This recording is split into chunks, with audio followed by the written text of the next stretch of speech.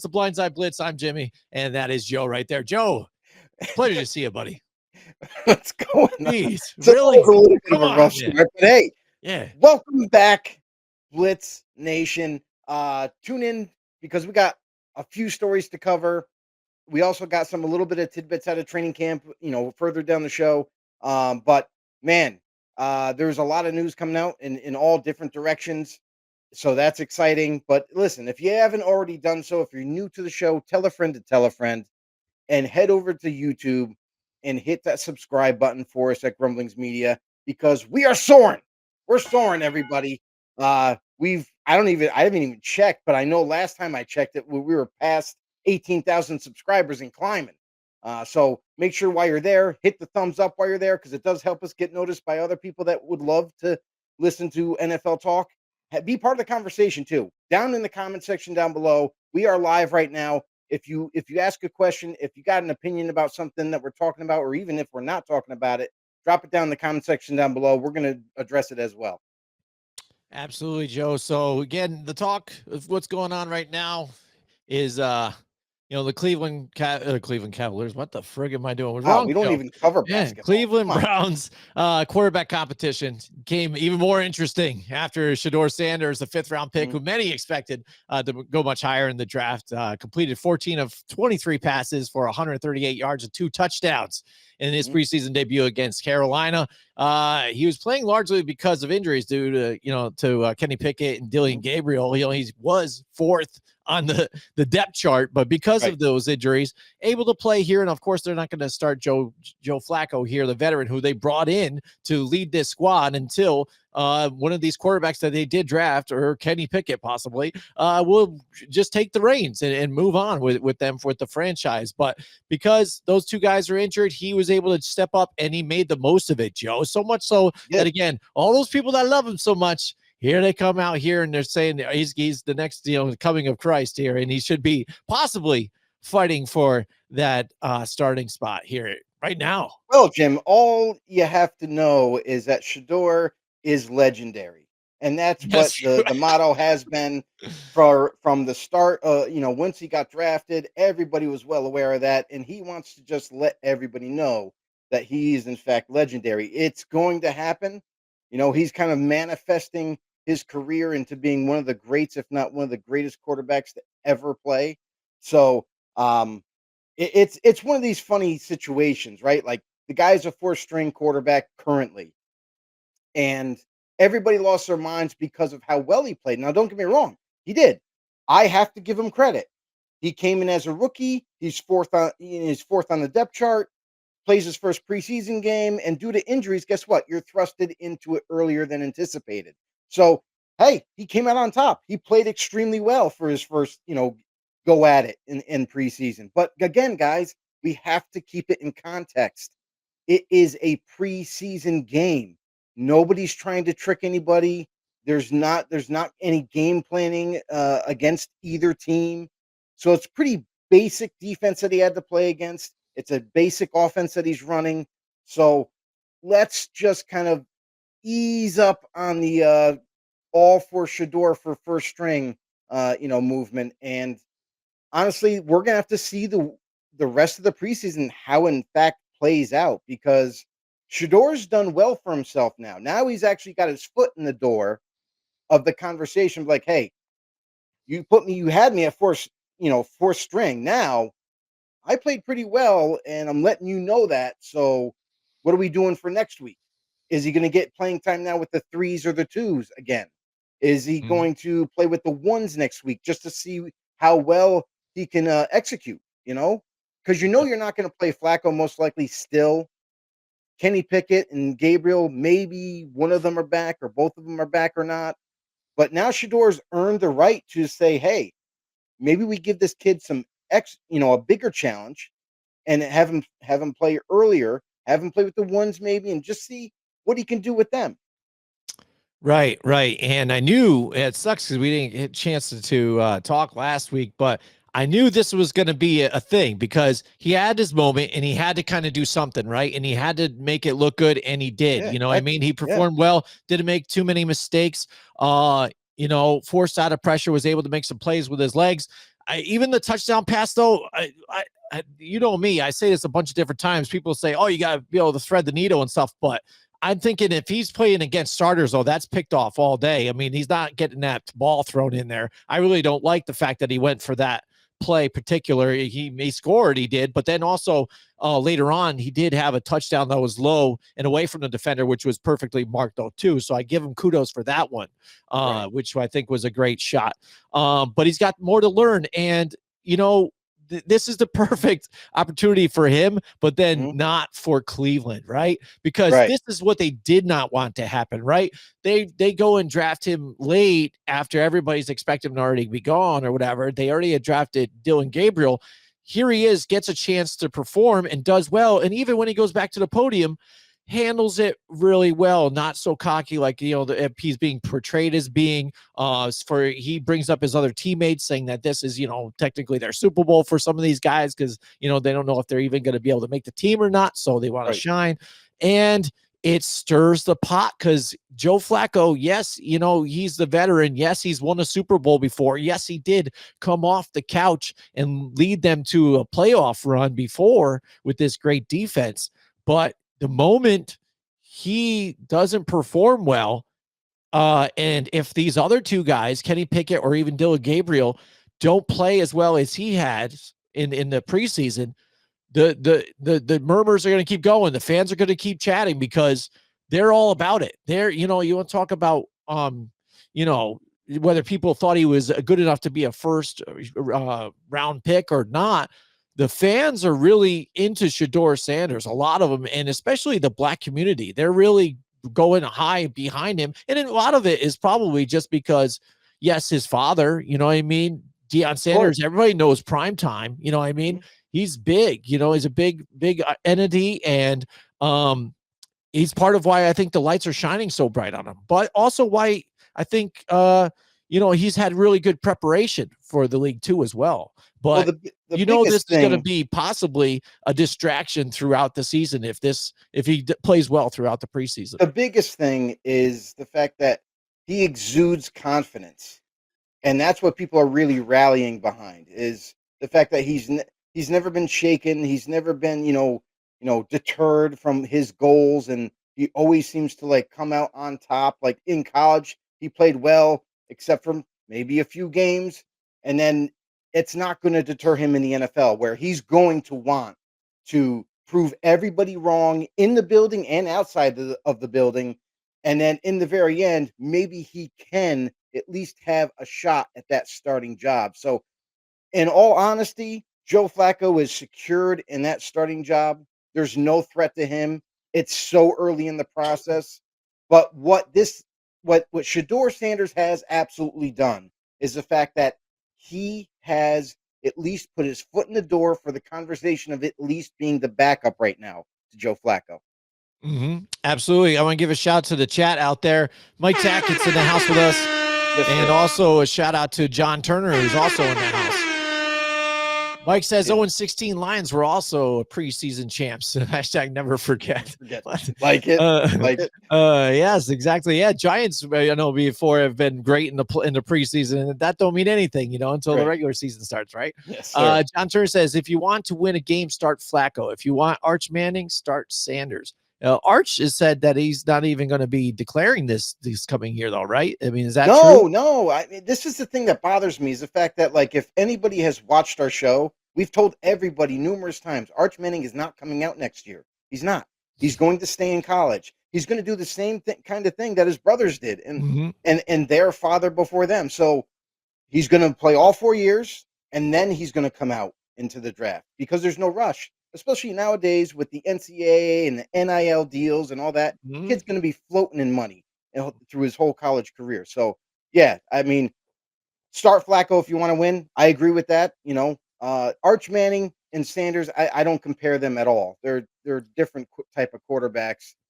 So it's going to be interesting, though. Now this has made this whole quarterback, you could even call it a controversy because when have the Browns not had one?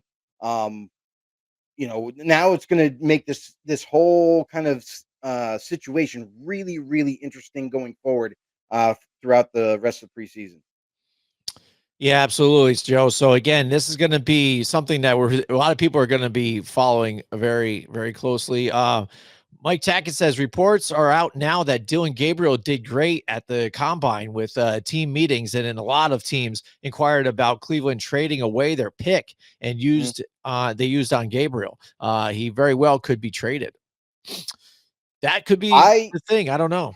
I We'll don't see. think that's They gonna they happen. voiced it about their opinion about that. We'll see. I mean, I don't I know. don't Let's think that's see what gonna happen. happens. Well, yeah, let's see what happens during the preseason. I mean, imagine You're not Dylan Gabriel plays well though too. I mean, and then but whatever. here's the I mean, but it here's would the be just thing. so Cleveland though, right? Yeah, we've already talked about this whole scenario happening and who's gonna get cut or traded or whatever. It's not gonna be the draft picks. If Shedeur and Dylan Gabriel both play well, and just play well, they don't have to start or anything, but if they play well enough to where you keep them, I don't think you're trading them right away because you don't know what the answer is after Flacco yet. You don't know which Hmm. one of them is gonna pan out. So, you would keep them for now, and Kenny Pickett will probably be on his way out. You got the future here, with these 2 guys. Hmm. The thing is too, though, it's like if Pickett doesn't play well, I mean, there is no trade stock there. So what do you do with that? Then you just end up Cut probably them. just releasing them. You cut them. So Yeah, there is no trading there. So either you way. would just hang on to the other two young guys, uh, cut Huntley, and then he can find another home somewhere. You know what I mean? But their dream scenario would be something that they would find more, um, stock or value in one of those quarterbacks to potentially trade and then keep one of them. Um, No, you know, you're not gonna eventually, we've trade seen the those same guys. thing happen with Washington with Kirk Cousins and RG3. Just they ended up not really working out to their advantage in the deal, because again, RG3 ended up getting so injured too that he just wasn't had a very short career. Yeah, And Kirk Cousins had the better longevity of his career mhm, here, still playing. yeah. But Well, yeah, yeah, we'll that see. It's something to follow. And this is what is interesting about preseason, but then mhm, also you and I, Joe, we talk about this. Don't put a whole lot in the preseason here. It's no, preseason. not at all. Everybody's trying to just play, trying to see who's gonna make the team. The only difference is some coaches now, and I get like what the Cincinnati Bengals are doing and Zach Taylor. Start Joe Burrow and some of those starters, stuff like that. There could be a reason why they start slow. There's a slump because maybe they're resting and they just don't get off quicker. Why not do that? I don't mind that strategy at all. But this week, maybe I would have sat them still, but maybe for the following 2 weeks, get them a little bit more involved. But you're seeing that different ideas from different coaches about how they're going to attack the preseason. Yeah, I mean, and that's the thing is like with these quarterbacks for Cleveland, n- even if both of them play well, you're not letting go your young talent, and there's no trade value. You say that there's not their trade value is because they're young, but that's all you're going off of. Nobody, even if teams are interested, they're not going to give you a third round pick for Dylan No, no. Gabriel. Hmm. They're going to give you a sixth or seventh round pick. Maybe even you could convince him to give him the fifth round pick where he was drafted from, but you're not getting very much value. So, like they should hold on to them until other teams can see them for real out on the field when it's live, and they prove themselves that way. Now the value shoots up the boards, and you can get a higher value pick then. But until then, until there's like proof in the pudding for other teams, you're not going to see them going crazy over given like a day two or even a first round pick. Hmm. Yep, absolutely, Joe. So, all right, let's move on. Other news: Matthew Stafford unable to practice again. He's been throwing the ball a little bit. Mhm. Uh, he's been found in that Yikes! crazy chamber. The what do they call it? Immortal. The immortal chamber, and Yep. they're spending time in there because of his aggravated disc in his back.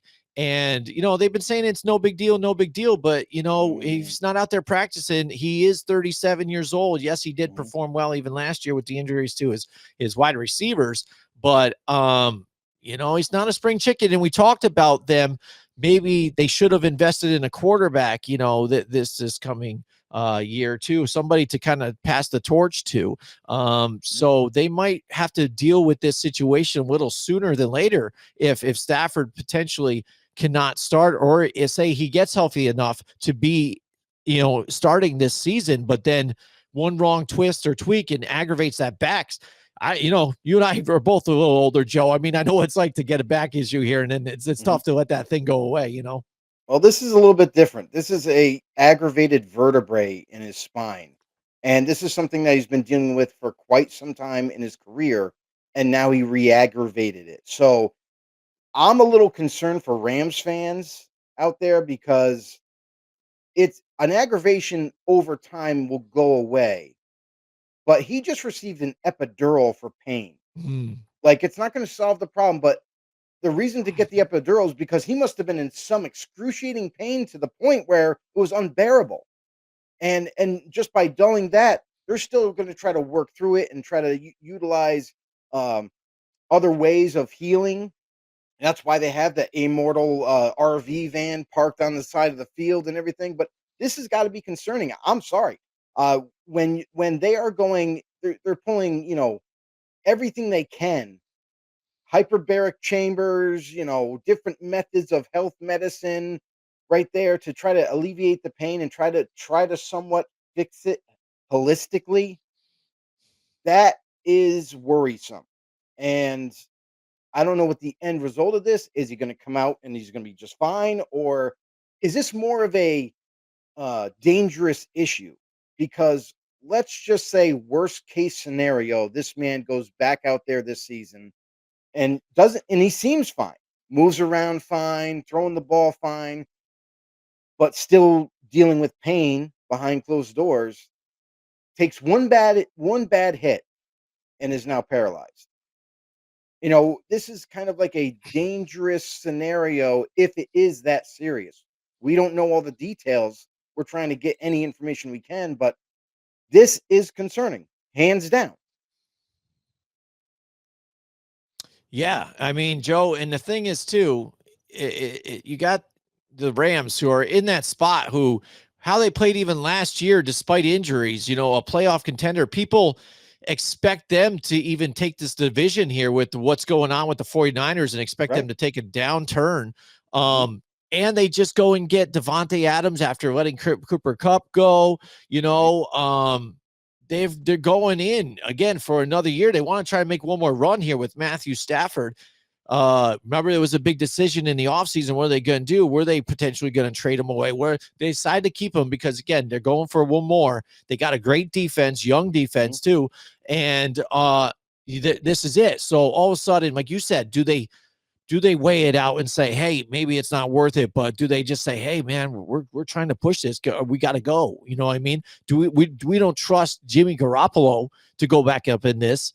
I know I've heard a bunch of good things from camp that they like about Stetson Bennett, but I mean, does anybody expect Stetson Bennett to take the ball here and go and then all of a sudden lead these guys to a Super Bowl or a playoff run? No, I mean, so it's going to be something interesting to follow, and ultimately it's going to be something or a decision that I think even Matthew Stafford has to really look at before even the team decides on what they want to do. And that's the other part of it too, is remember when everybody was complaining about Tua's concussions one after another, and then had that one major concussion, his last one, and everyone's like, well, he might have to think about ending his career. I don't know if it's that serious, but it sounds on the outside looking in, it sounds pretty serious. And it looks suspicious the way they're handling it with Stafford, because in today's practice, he was supposed to be out there and he wasn't. He was in the RV. He was getting medical attention. So to me, it seems a little bit of a bigger story than what's being let on. Yeah, definitely. And it was funny as I was looking up what the whole immortal chamber is, and it's some weird stuff, man. They play soothing music and some all crazy different there. Combine multiple modalities into a single experience that improves physical performance, calms the nervous system, and supports cellular health. Next gen experience with soothing music, while a friendly voiceover guides users through providing breath work and meditation instructions along with the general support. Sessions usually personalized and last either 15, 25, or 50 minutes. Interesting, because that's the interesting things that I think, like now you see athletes kind of turning into different methods of one training, but then also personal health and well-being throughout the off season and stuff as well, and healing. We've seen Aaron Rodgers turn to ayahuasca and go to Costa Rica and all that other stuff. And then, we've seen VR and people training with that, but now this Immortal center is pretty interesting too. I don't know how it really works because I've tried to meditate, Joe. I just end up falling asleep. I get too into it, and there is no deep other zen I go to. I just go to bed. So yeah, and you also have the stem cells. Yes. And the crazy thing that we've learned about stem cells is that they're made in America, but doctors in America can't inject them into you, which is I That's find true. really strange. So you have to go to Mexico or somewhere like that to get them injected into you, and they seem to work miraculously, at least everything that I've heard. So Mhm. I wonder if that might be a route that they might express. But although it is right before the season, like what is the recovery rate, for that? Like, is it going to be 4 weeks or something like that? Maybe they can't wait that long. But again, this is a storyline that we're definitely going to have to follow closely and really just find out, like, is it a minor thing that he's just got to deal with it for pain reasons, or is this one of those things that could potentially be fatal? Absolutely. Mike Tackett says Jimmy G reminds me of Matt Castle. He had a spark for a minute, but then that was it. Yeah, Right. because he was on that good Patriots team. Had a winning, record for a little while, and it was all right enough to make it to some other teams, try and be their starter, but again, never really panned out somewhere else. Right. Yeah, I think that's a perfect example. Actually, I was thinking some It other is. people, maybe Matt Flynn, but I think Matt Castle probably sums it up a little better. Uh, Mike Tackett says can't do stem cells, but team doctors can give any given player 50 different opiates. Yep. Yeah, Yep. exactly. It's Yeah, and now they crazy. even said they just came up with a new rule about the smelling salts. Right, the Yeah. teams cannot provide them Right. for the players, Correct. but doesn't mean that the players cannot still No, go the get them the the themselves and players use can. them. The The players players can. can go buy them. Yes, that's It's just right. the team can't provide them, which Right. doesn't make any sense. So it's image again, Joe. It's image again. Because Well, now that okay. they put it, because everybody's watching, because you see it more Yeah. often, because I thought Okay. it was different, because I knew they used them, but you never saw it so openly on camera before until like last year before. And then I think people start talking like, what are they doing? People that don't know the game, because how many more people Right. watch True. football now? One, because of Taylor Swift, even two, Joe. I mean, they just do. It's out there more, so they're like, they don't know what the hell that is. Like, what are they doing? What are they just crap? What's he sniffing? And then he throws it away. So I think ultimately they did it for like an image. They always look at their image first, If and then they say, well, we're not going to provide them, or teams won't provide it for players, but players can yeah. still go get it and use it. So Okay. now if people So still see it on camera that they're using it, hey, that well, so we didn't give it to them or anything. that's my And it's point. not like it's a Is crazy drug though the either. image thing is out the window, because if it was an image thing, then you would just abolish them altogether. No, I get Nobody it. could use them. But this doesn't make any sense, because you're like, oh, well, teams can't provide them for you, but hey, players, go buy 50, 1,000, however many you want for the season, Right. and just bring them. And guess what's going to happen? The players are going to buy them. They're going to Yeah. bring them to the team's facilities, and then they're going to have them there stored. Yeah. Like, Yeah. it's just the Yeah. dumbest thing ever. Yeah. Yeah. It's like, it's one of those things. It's like bring your own beer when you go to the party or Right. something. Right. That's what it is. It's like, Exactly. you know, or it's like the parent that no, but that's what kind of reminds me of it. The fact that it's like the parent that has the party for his young kids or whatever, but says, I'm not supplying the alcohol for you guys because technically I'm not buying you alcohol. Mhm. But if it shows up and you guys bring the alcohol, that's what it is. You know what I mean? Right. So Yeah, it's yeah, kind yeah. of weird. Yep. But it's not like the NFL's like, hey, we need to save some money. We need to stop buying smelling salts for these guys. They have to get them themselves. It's like that. It's not that. So We're a uh, 10 plus $billion industry, yeah, but you know what? we can't afford those smelling salts anymore. The teams Uh, can't afford them. Nobody can afford them. uh, It's getting too expensive. Yeah. All right. So John Turner, he says only a matter of time before they're using cyborgs and robots across the board, and people will still watch because they have nothing better to do. It will be a long time, I think, before we get the cyborgs and everything and stuff like that. But we love you, John. Absolutely. So yeah, Matthew Stafford. Hey, I'm wishing him luck, man, and stuff. And, Right. and you know, it Yeah. would suck for the Rams because again, I do think they have a really good team. They do have a shot while they have them It's there. yes. Um, It's a team yeah. that's ready to win now, and Mhm. that's why they gave Matt Stafford the money and kept him. Is because 'cause they're like, "Well, if we lose Stafford, we don't have a quarterback. We don't have an answer there, and we're not gonna be able to get one, so let's just pay the man and go for another championship." So, hopefully, Stafford's gonna be end up being okay, gonna be ready to go week 1, but, this is something that is definitely concerning and interesting to follow for sure. Absolutely. So, guys, we love it. We love you guys acting up in Thanks for the the chat comments. too. Definitely for the comments. Also tell us too, what did you guys like about so far with the preseason? You looking to check out? I know you guys have your favorite teams, but then also any rookies you're looking at. What did you think about rookie performances out there? We got to see Tyler Shuck out there. He did all right. He did terrible. Uh, Jackson Dart, looked I thought pretty Jackson good, Dart but did really again, good. I liked um, what I saw from him. right. And but again, Giants offense, they were doing a bunch of little dink and dunks and things like that. A lot of yak too from the Giants, which I like to see, but again, it's preseason. It is what it is. You just want to see something and so, maybe some development again, something promising, right? That you can maybe look forward to for the future. For Because sure. again, for Giants fans, for me, it's been very bleak for a while. So, but stories around the NFL, Joe, what you got here for some stories here? Well, in big time story news in the Big time courts, story John news. Gruden said Tuesday Yes. that he is eager to discover the truth in a Nevada courtroom about whether Commissioner Roger Goodell and the NFL leaked the emails to the media before he was forced to resign from the Raiders head coaching duties. And he won his He case. It's did. moving forward. Um, Obviously, the NFL is going to appeal it. That's a given. Mhm. If the NFL cannot win that appeal, then things are going to get real. Like John Gruden is going to force them to open up all the emails that people were, that the NFL was hiding, that they didn't want to release. They didn't want to Mhm. make it public because they didn't want anybody to see what was going to happen. And there's a lot of information from what we're Yes. hearing that they don't want out, Mhm. and it could open up a can of worms for sure. You're opening up basically Pandora's box that should have Mhm. remained sealed.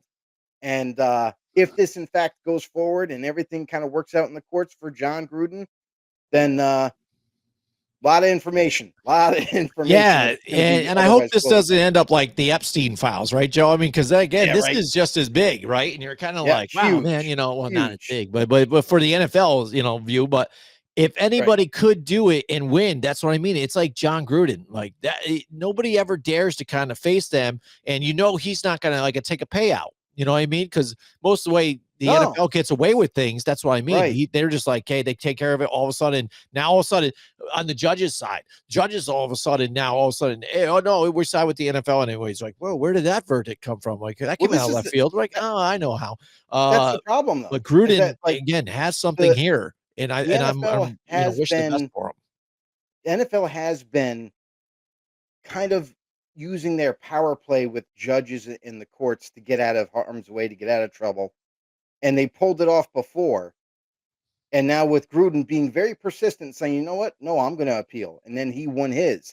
It's almost like um, for the first time in a long time, the courts are starting to like say, "You know what? This isn't right." John Gruden's not going to let up because he lost his career over this. It's not like, "Oh, well, he was going to retire anyway, so not that big of a deal. They'll pay him off, will go away." He lost his career, still wanted to coach, still wants to coach, and he's been banned, basically blackballed from the NFL in terms of coaching. So he wants to win and to show everyone that they do some shady shit in the background, and wants to get his job back. So we'll see how it all unveils. We'll have to keep monitoring that, but that's one piece of news that I think is very interesting as well to follow. All right, we've got Mike Tackett in the house. He says, I tried Yes. sniffing salts a few times during my play days. I didn't get this performance enhancement. I just had the smell of cat piss in my sinus cavities. if you want a good rush, go to John Henderson way and have the equipment manager open palm slap you in the face. There you go. 5 fingers say to the face. Slap. Yeah, right. I know. Get amped up another way. I don't know if it really does smell like cat piss. I mean, I don't know. That's pretty interesting. I don't know why people would want to do that. But well, it makes the me reason think, why they Joe, maybe we do have a sniffing salts challenge on the show now. We've done the mayonnaise and the coffee challenge. I've done the scorpion Trinidad scorpion pepper. So maybe I do the sniffing salts challenge. If it really does smell like that, maybe it'll do nothing, but who knows? But maybe it's going to do having the smell of cat piss in my nose will be entertaining enough. I'm trying to do the show. Intense. I'll tell you that right now. It's intense. Excellent. Nice. Yeah. So all right, so what else we got? We got stories around the NFL. Guys, again, in the chat, if you guys have anything you want to talk about with the preseason too, what you like, what you don't like, any rookies you're looking at, what you liked out of them, let us know in the chats. We're open to talking about it. The Saints fear that center Will Clapp suffered a serious foot injury that is believed to be season-ending. So unfortunately, they're going to lose another rotational offensive lineman for them. So that's one of the pieces of news that came out. Obviously, for all the people that think Shedeur is going to immediately start, we've already talked about it. Joe Flacco is still on top, but by a large margin, it's not even close after all the practices and everything. In other news, we witnessed in preseason last week Cam Little's 70-yard field goal, which is the longest field goal at any game level, by the way, in football forever. It's the first time it's ever happened at any level. So Cam Little is on the Jacksonville Jaguars. So in fantasy, you might want to pick him up because he seems to have a strong leg. Now, what about this question? Let's pose this to the chat out there. All right, everybody. Should this field goal now, it's the longest one ever, right? Ever. So at any level. At any level. So should this go down in the stat book, at Hall of Fame, and be recognized as the longest? I know they track regular season stats, but then preseason stats, just whatever, and they don't really matter. But I feel like seeing he did do this, I feel like it still needs to be tracked, and there needs to be an asterisk about it. Say, hey, this is the long. If you go to ask a trivia question, say, what was the longest field goal ever made? I feel like this should be the answer, but it'd be a stipulation. It was, when was it made? Oh, it was made by Little in the preseason game. Blah blah blah blah blah. Because it's still a game, and I get it with some people well, they're not trying to block it the whole time. It's just preseason or whatever and stuff like that. But I don't know. I mean, that's still an accomplishment. It's one thing if you're just practicing and you're oh, this guy was hitting 70-footer, or yarders or whatever, this in practice or whatever. But that's practice where there's literally nobody there. There's still people there and engaging. And I think there's still pressure on top of it too. I don't know. I still think that this should be tracked at least with an asterisk and say, hey, this was recorded. We know about it. And then all of a sudden, it was the longest one was made in preseason. You could record it, but I don't view this as a record because it's in preseason. It's one of those things where, just like anybody that does a major feat, anybody that does a major feat in preseason, everybody says the same thing. It's preseason. No one is really going all out every snap. There's guys that take some plays off because they're more comfortable with their position or whatever. And it's one of these things that unless it happens in real live action, because talk about pressure for a kicker, it's the crowd, believe it or not. Yeah. It's the loudness of the crowd and how loud they get and how, intimidating it might feel being at a visitor's field.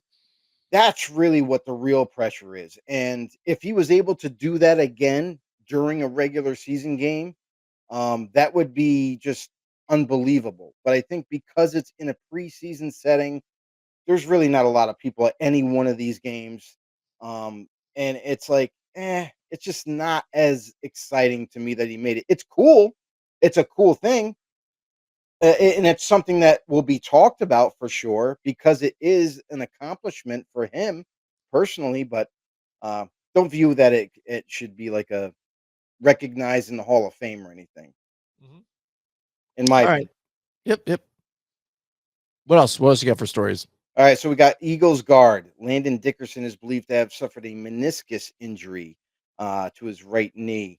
Still trying to wait to see how long he might be missing some time for. Obviously, it's going to be a couple weeks, maybe more, um, as he heals back. But that's it for training camp news All as of right. What right now. else we got? We got some more stuff in the chat here.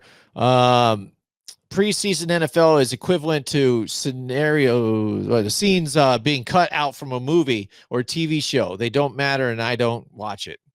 So there you go. That's John's opinion on Yeah, preseason games. yeah.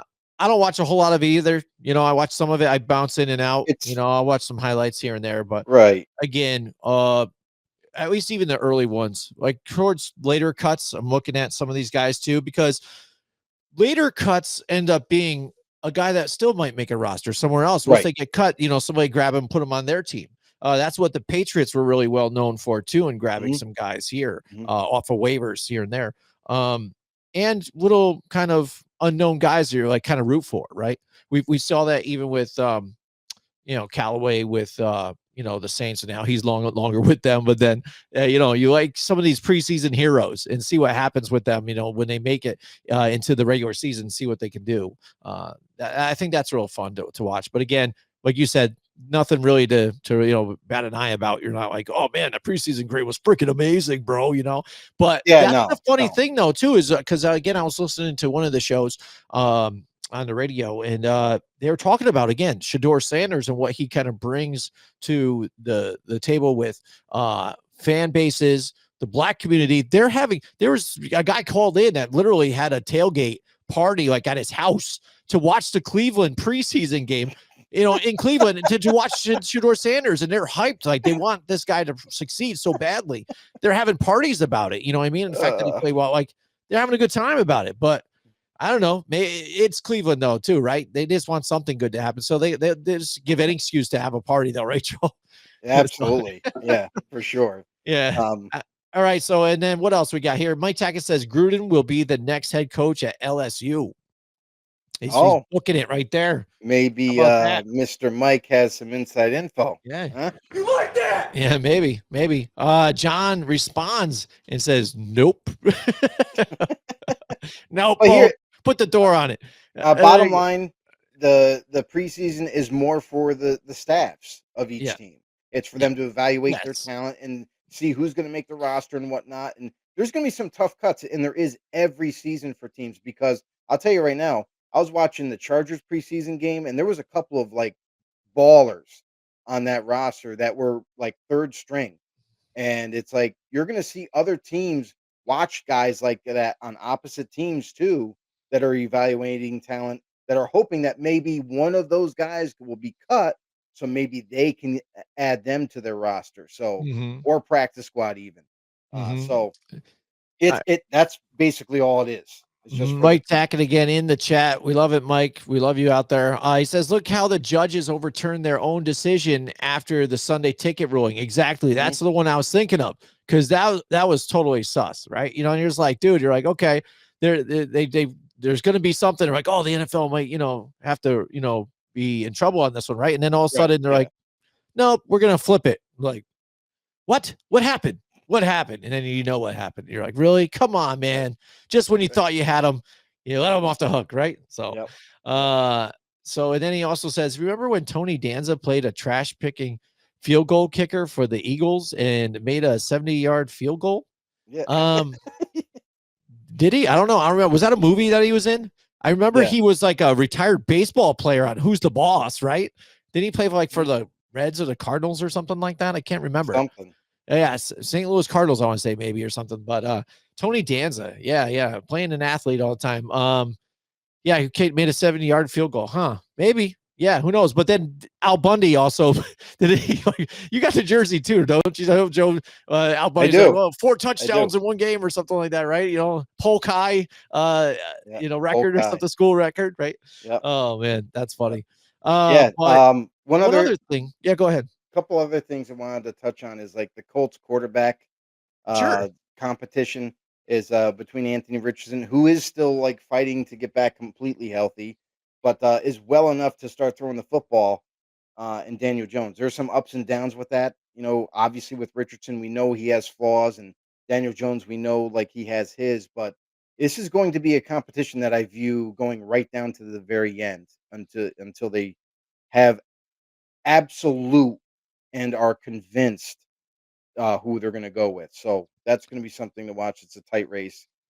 Travis Hunter, Yeah, if everybody's anything, favorite for dual threat. before you get into that, I just want to say, if any kind of thing I'm watching on preseason is probably that. Like when it gets into it, like how they play in the preseason to see who might win that job, because that's probably the most interesting quarterback competition job out there right now. You know what I mean? For the Colts, I'm Daniel not Jones, interested, you to be know, honest. being a guy that's looking for redemption, and now he's the veteran in that squad. That's just funny. And then Richardson, who again, you know, trying to prove that he's a guy that can be their leader and stay healthy and lead them somewhere, because again, not playing well at first, you know, couple of seasons here, being injured too, but then being benched after taking himself out of a game, having a little bit of a redemption song. So I think that'll be interesting to watch for that. Yeah. So Travis Hunter, two-way player who a lot of people don't think he can handle being on both sides full time. That is, he had his preseason game, and there was a lot of good, but there also was some bad things that was happening to him. And you know, some of that might be teachable, but other than that, it's the physicality that was getting the better of him. He plays like he's, you know, 6 feet tall and Mhm.